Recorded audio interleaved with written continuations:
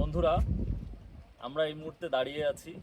এটি খুলনা জেলার দিঘলিয়া উপজেলার বারাকপুর ইউনিয়নের আড়ুয়া গ্রামের ত্রিমোহনায়।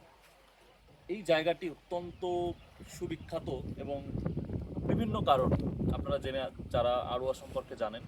তো আজকে আমাদের মাঝে আমাদের খুব প্রিয় একজন মানুষ, আমার খুব শ্রদ্ধেয় বড় ভাই মাহফুজ রিপন ভাই আমাদের মাঝে এসেছেন। উনি একজন লেখক, কবিতা লেখেন এবং মানুষের গল্প লেখেন। তো ভাইকে আমরা আমাদের মাঝে পেয়ে অত্যন্ত আনন্দিত এবং তাকে আমরা বিনীতভাবে অনুরোধ জানিয়েছি একটি কবিতা, তার বইয়ের একটি কবিতা আমাদেরকে শোনানোর জন্য।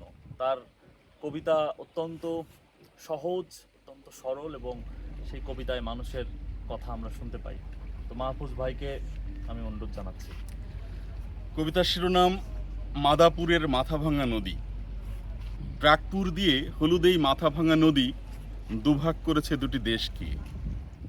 এপারে মাদাপুর, ওপারে নদিয়া, মাঝখানে কাঁটাতারের বেড়া। দুপাশের মানুষে আঙুল তুলে দেখায় এই আমাদের নদী। গতরের কুসুম ঢেকে নামতার ছলে স্কুলে যায় সুরবালা। ছুটির ঘণ্টা বাজে তেফসলি মাঠ থেকে উঠে আসে নিশিকান্ত, ঘাটে এসে দাঁড়ায়। অপেক্ষার বয়স বাড়ে, নদীতে গড়িয়ে যায় সময়। সন্ধ্যার বাতাসে ছাতিমের গন্ধ ভুলিয়ে দেয় সকল দুঃখ পাপ। তামাখাটের বাতাসা মুখে বাড়ি ফেরে সুরবালা, কাঁধে তার বইয়ের বোঝা।